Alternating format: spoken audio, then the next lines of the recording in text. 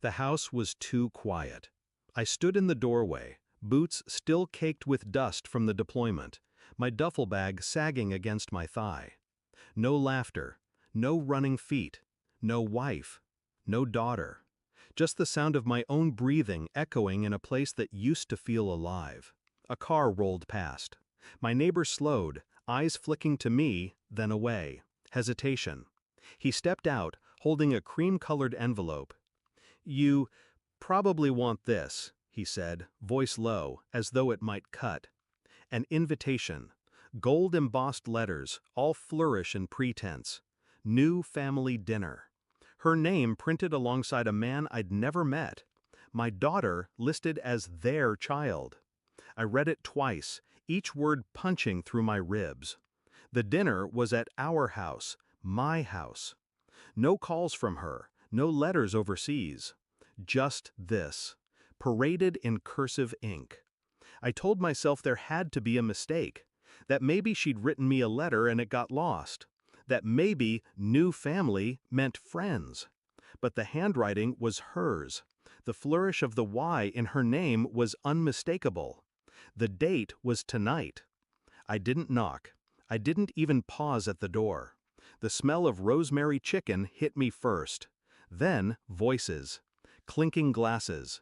She stood at the head of the table, radiant in a dress I'd bought her before I left.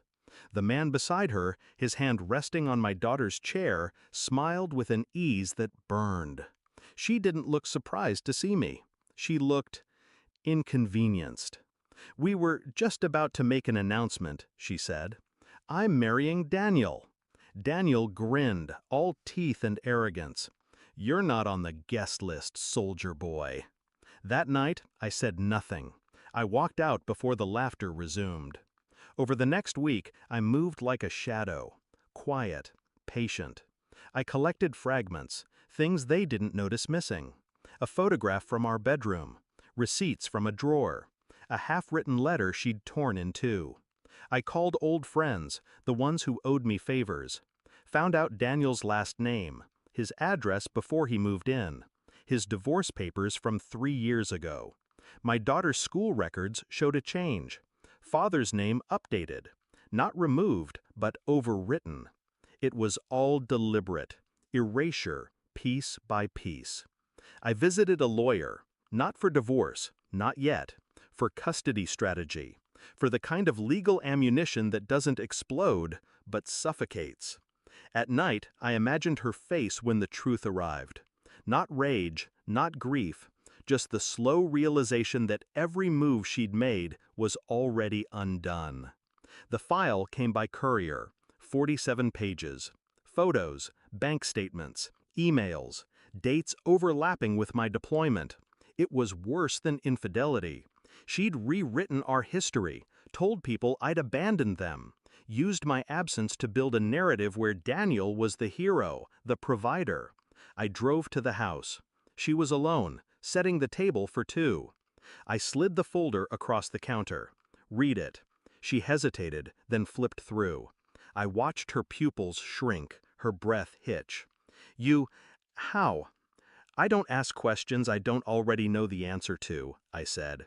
She closed the file slowly, as though it might bite. The following Saturday, I returned, invited this time.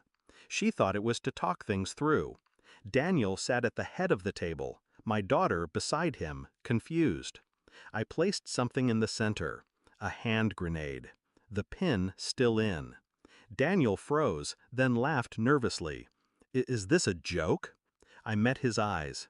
"It's a reminder. Everything you've built here is one wrong move from coming apart." I took the grenade back, slipping it into my jacket. No yelling, no threats. Just that image, burned into their minds. They'd never know when or if I'd pull the pin. I didn't go back to the house again. Through my lawyer, I filed for full custody, attached the file. Quietly, surgically. I didn't care who she loved or what story she told strangers. The only thing I wanted was control. Over my daughter's safety, over my own life.